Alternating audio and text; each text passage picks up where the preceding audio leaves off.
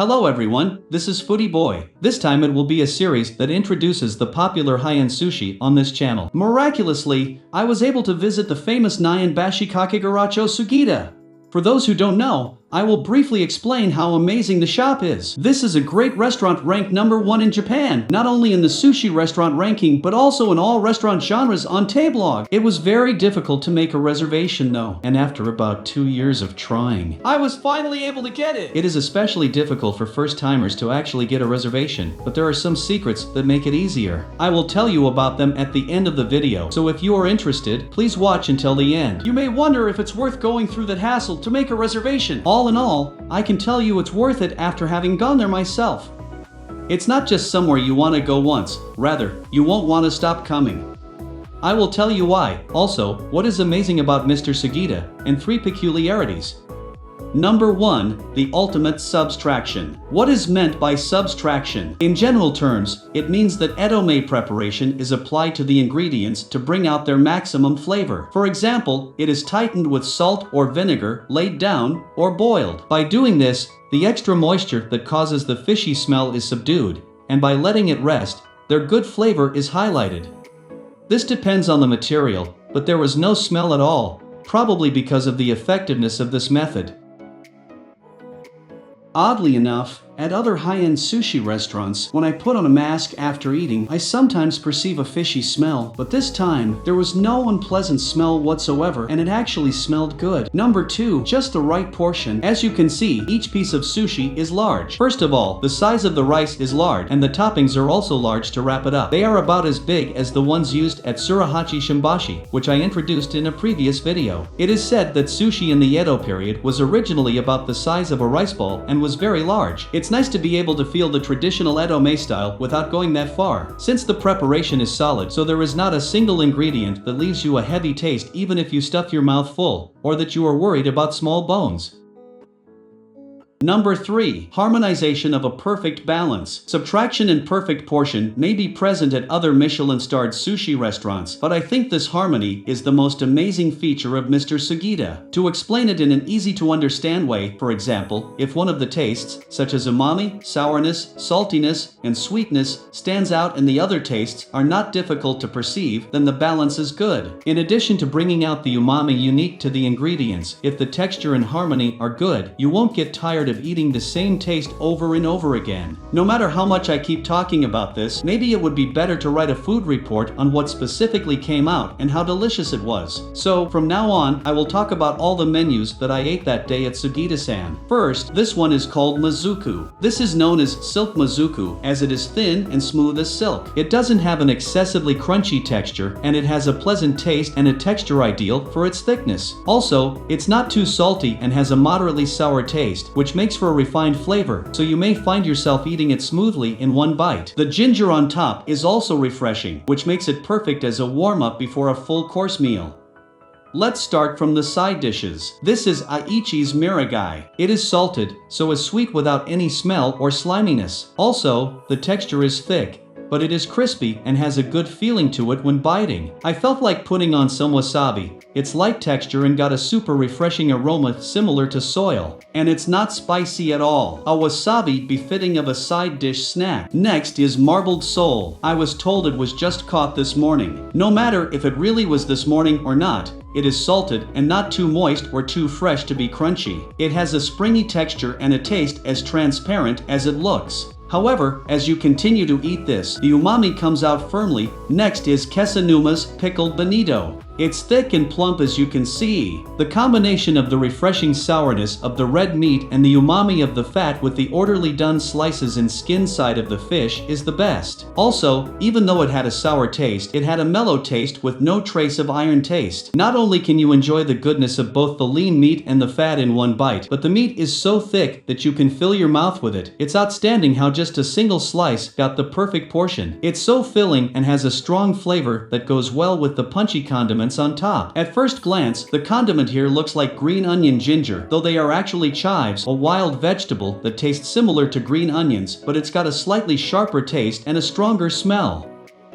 Next is scallop grilled wasabi. This is grilled with soy sauce, so it's savory smelling. On top of that, the pleasant scent of crisp seaweed is also present. As you can see, the scallop itself is super thick and has a crispy texture. And because it's freshly made, the moment you eat it, you can smell the sweet scent of steam from inside. The sweetness of the scallop shell can be felt not only on the tongue, but also from the mouth to the nose. Moreover, scallops usually get a little smaller when grilled. So, it's amazing that it's this size even after baking. Next is chawanmushi of red snapper. This is covered with a ponzu-based sauce. Inside the steamed egg custard, there is a large amount of fat red snapper. The dashi stock is not too strong, and it is seasoned so as not to interfere with the umami of the Alfonsino. In addition, it has a slippery texture. Next is enkomo, which is cooked sweet. The mellow sweetness and umami create a nut-like aroma. As a texture, it feels as if it crushed and melted. Also, this is a service for those who are drinking sake, and they will serve Shinsei's Kijoshu Hinatori as a pairing. Kijoshu is a sweet sake, but although it is said to be sweet, the sweetness of Kijoshu and monkfish liver is about the same level, so it is a good combination that makes the umami of monkfish liver stand out. It's kind of like mixing foie gras with sweet sauce and dessert wine.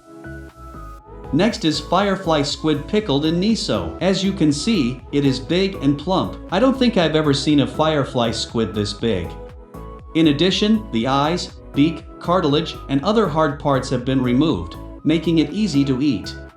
As for the taste, it feels like the rich umami of the miso part of the firefly squid is overlaid with the fermented aroma of the miso pickles. You can't do this without alcohol. Next is grilled swordfish with salt. This was definitely the best swordfish in my life. It has just the right amount of salt and is perfectly cooked, moist and juicy, and has a fluffy texture. It's well prepared and has no off flavors, so it has a very elegant taste, but it's full of fat and you can feel the umami. The belly part in particular has even more fat on it, which provides it with plenty of umami. It's amazing that even though there are various parts in it, there are parts which are unevenly heated, but they are not dry at all. Cutlass fish tends to be relatively bland, and it's amazing how you can feel the umami. We're done with the side dishes, but we can add a few extra ones. I've added a few, so please let me introduce them. First, Jasono Keisuzuke has got a rare grill, and the umami of the curled parts invites sake. Next is sea urchin tsukudani, which naturally has no odor. As for the texture, there is no sticky feeling that sticks to the teeth, which is common with sea urchin that has been heated and the moisture has evaporated. Instead, it's fluffy and retains just the right amount of creaminess, while the extra moisture evaporates and it doesn't feel sticky. And maybe because the extra water is evaporated, the refined sweetness of the sea urchin is the best. Next is soft simmered octopus. The core of this is fluffy and its surrounding is crumbly. Also, the taste of the octopus can be felt in its broth. The gelatin-like feeling around it is nice. The mustard-like condiment on top is different from the traditional soft-boiled octopus, and it's good that it's a curveball. Next is hokagai, which is grilled with ginger soy sauce. It's thick and freshly made, and it's super sweet. While feeling the sweetness, it feels like a fuzzy and refreshing ginger scent. Next is shiko, which is a steamed mantis shrimp soaked in a thick soup stock. It doesn't feel mushy because it was overcooked, and it has a juicy and plump taste because it doesn't lose moisture. From now on, it's time for the nigiri sushi. By the way, the gari served at this timing is not sour at all, but it is crispy and spicy. So, this is refreshing, and it's consumed also as a snack for alcohol. The first one seems to be coined as small skin by Sugita. It comes with 2 pieces. I was surprised that the skin on the surface was sticky the moment I held it. When you eat it, the surface of the skin doesn't feel rough at all.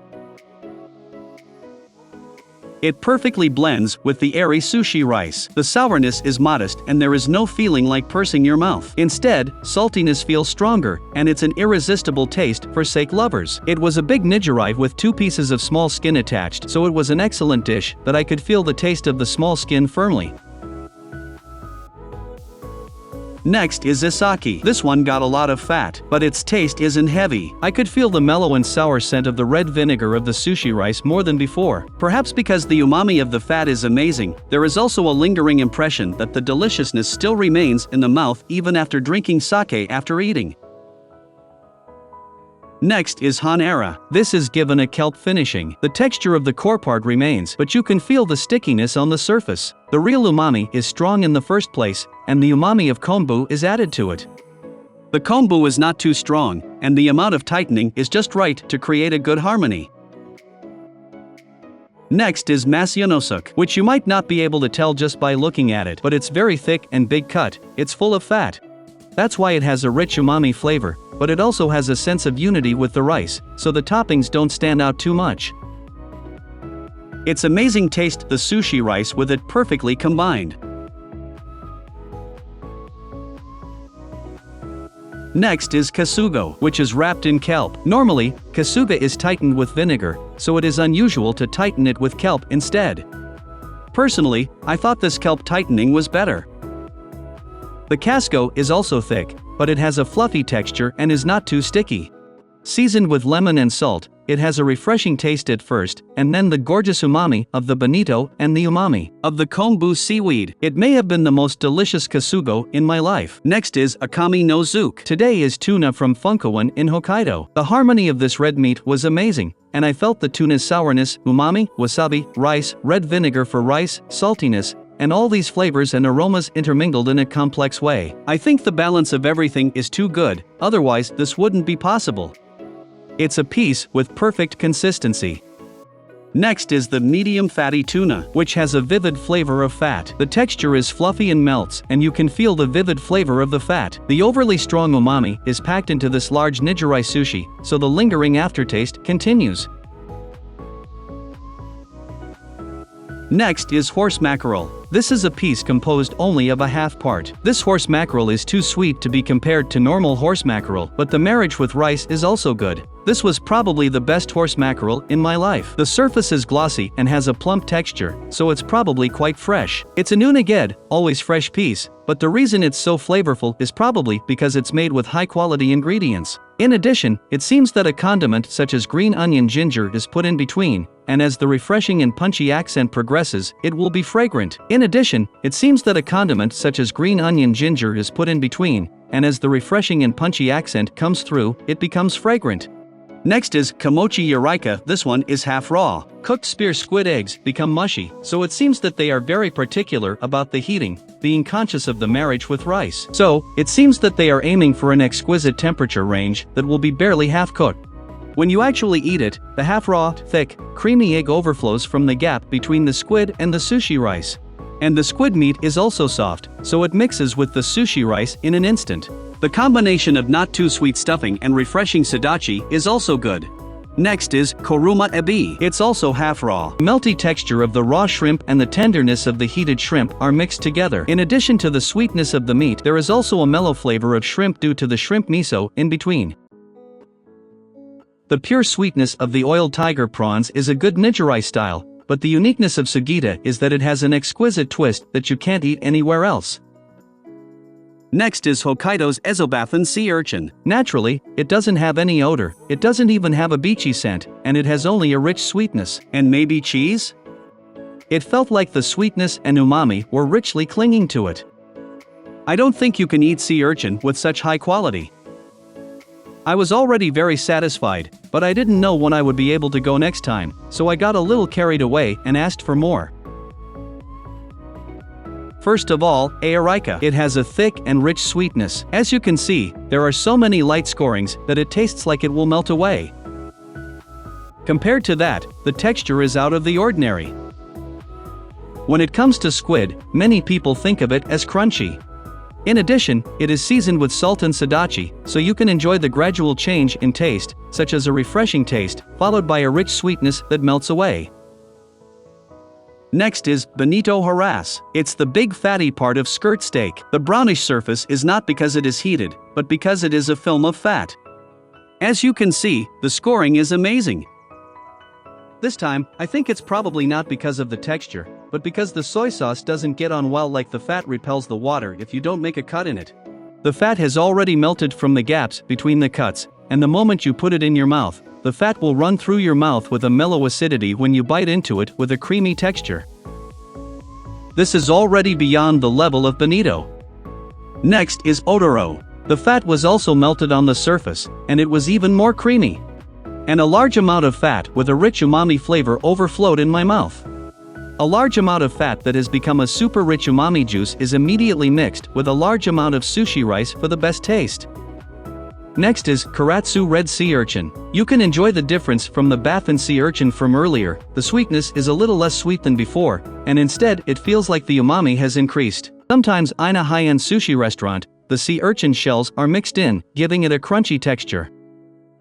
But, of course, this one doesn't feel like it's mixed with shells at all. It's smooth and creamy, and the smell is the clearest I've ever had. Even if you don't like sea urchin, if you eat this sea urchin for the first time, you probably won't dislike it. From here, return to the regular menu. Next is the clam bowl. The umami of shellfish drifts with the steam, creating a gentle umami broth. It's not too salty, so you can drink it even when you're full. Next is conger eel. You can choose either salt or sauce. As you can see, the moment you touch it, you can see that it is fluffy. When you eat it, the greasy body will crumble.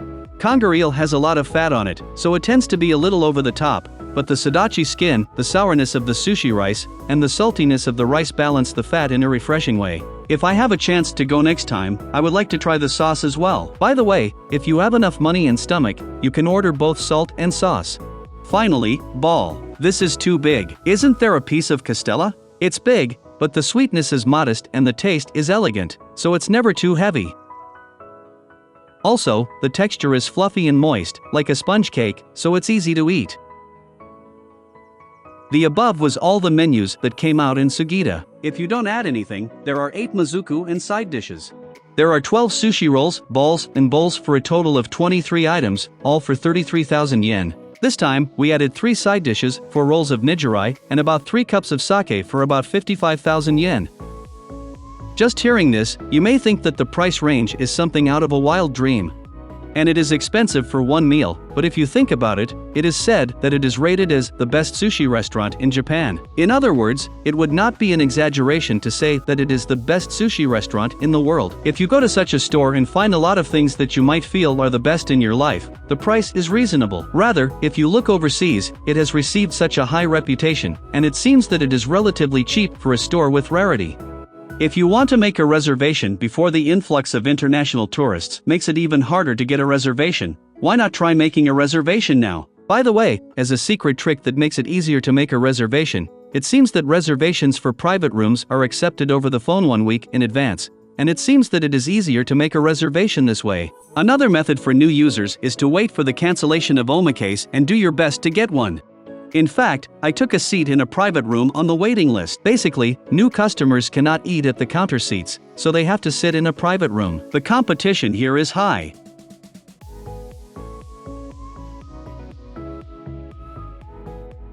After all, it is popular because people want to enjoy watching Mr. Sugita making it over the counter, or having a conversation with Mr. Sugita. I think it's also the real thrill of counter sushi, so I'm convinced. However, even though it is a private room, it is a counter-style private room, and the disciple will always bring the nijirai that Mr. Sugita made. Also, Mr. Sugita will come to wrap the first kohata. For me, I was able to enjoy talking with Mr. Sugita from time to time.